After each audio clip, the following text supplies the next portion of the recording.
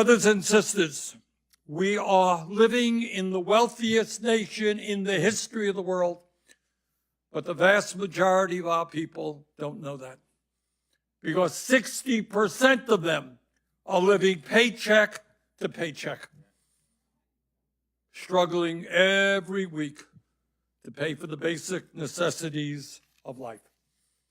Now, let me tell you something that is not reported very often in the corporate media, and certainly not talked about very much in the halls of Congress. And that is that today in America, we are in a situation where we have a handful of people who have more wealth and more power than any time in the history of our country. You know, when we were in school, you remember we studied the Gilded Age? The Rockefellers and the Carnegies and all those zillionaires? What you have today in terms of income and wealth inequality is much worse than existed then. It's not only massive income and wealth inequality, it is more concentration of ownership than at any time in the history of our country. It is a political system that is corrupt. Let me underline that word, because we have a campaign finance system that allows you to have one vote, but billionaires and their super PACs to put as much money as they want to defeat candidates who stand with the working class and support candidates who stand with the rich. Where we are today is the obscene situation where one man, Elon Musk, recently became a trillionaire, owns more wealth not only than the bottom 53% of American society, he owns 4 times as much wealth as the bottom 50%. One man owns more wealth, 4 times more wealth than the bottom 50%. Today in America, top 1% owns more wealth than the bottom 93%. CEOs now make 350 times more than their average workers.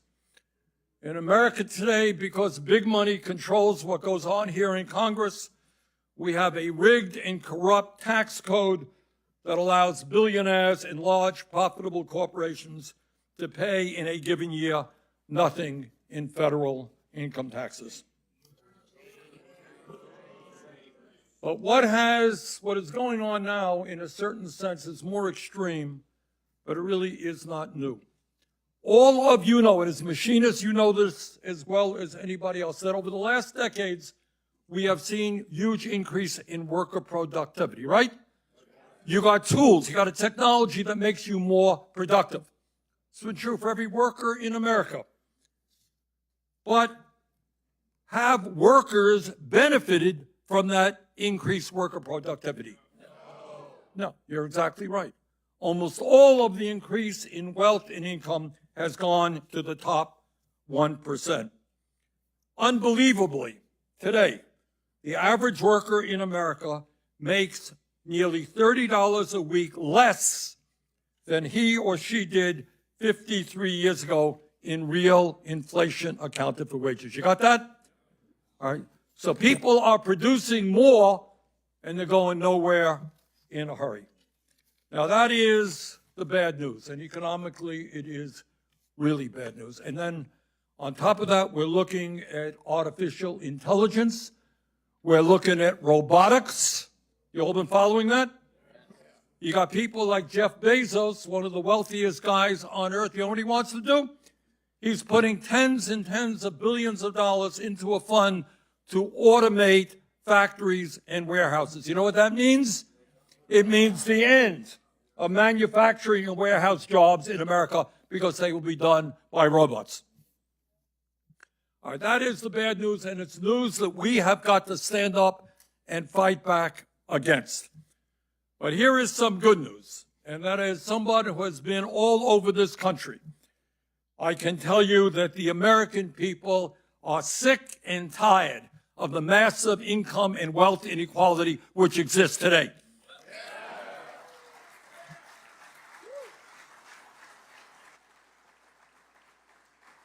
They are not asking to be trillionaires. But what they are asking for is the right to live in dignity and security and bring up healthy and happy kids.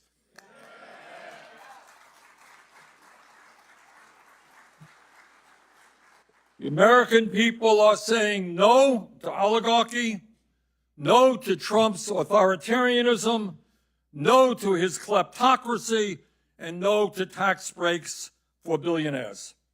And as we speak right now, we are seeing the machinists stand up and fight back against the outrageous corporate greed at Boeing, Whirlpool, Spirit Airlines, Apple, and at other major corporations throughout the country.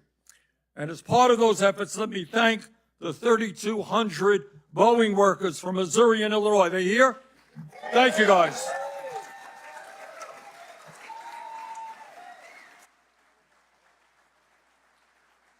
They were out on strike for more than 100 days. But who's counting?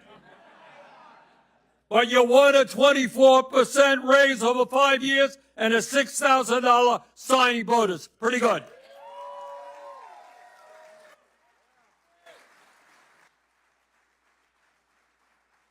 And as we speak right now, machinists are fighting back against corporate greed at Whirlpool, Spirit Airlines, and Apple. And I'm proud, very proud, to stand with those workers in that struggle.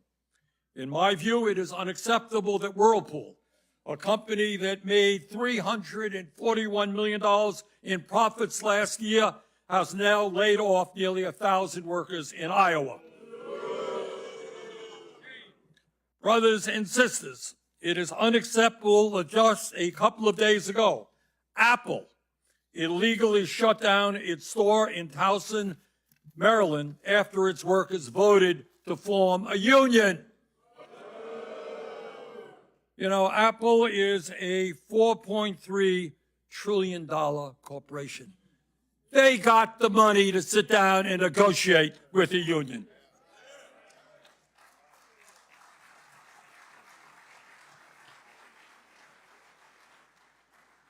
All right. Brothers and sisters, the American people understand that when we stand together and when we don't let demagogues like Trump divide us up, you know what their whole agenda is about? That's exactly what it is about. Is they're saying, oh, you're undocumented, you're black, you're Latino, you're trans, you're this, you're that. Every day it's hard to keep up with who we should hate. Very busy. They must go a little bit crazy, figure out all the people in the world they got to hate. All right, but we understand something very important. And that's what the heart and soul of trade unionism is about. It is solidarity forever. It's when we stand together, we win.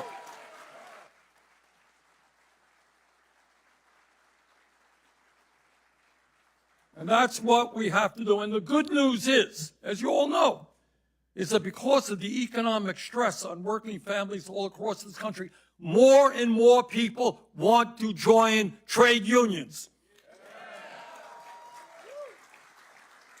In fact, the union movement has not been as popular today as it has been for a very long time, and I thank you for that. Our job, by the way, is not just to defeat Republicans and extremists and racists and sexists, etc. We've got to do more than that. What we need to do is to tell the ruling class of this country they cannot have it all.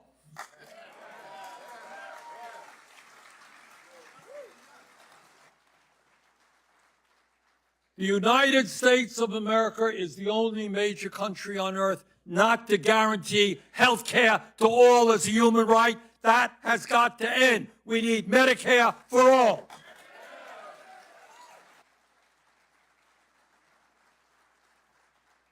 We have got to raise the minimum wage in this country to a living wage, $20 an hour, and make it easier for workers to join unions.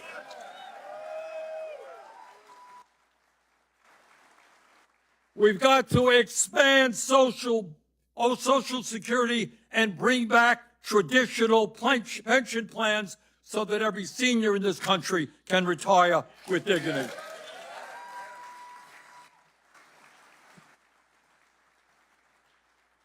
And it is not a radical idea to say that our kids should be able to get a higher education without going into debt, or that we should have the best public education system in the world, the best child care system in the world. All right, we can do all of those things and more. But we have got to stand together and we got to fight back. And the American people are with us. All right.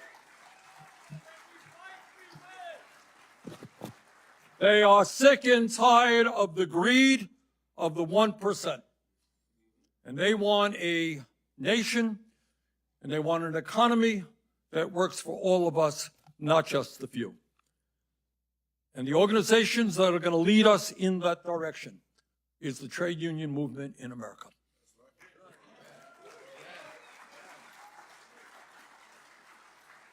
So let us stand up, let us fight back, let us grow together, and let us create the nation that the American people deserve. Thank you all very much.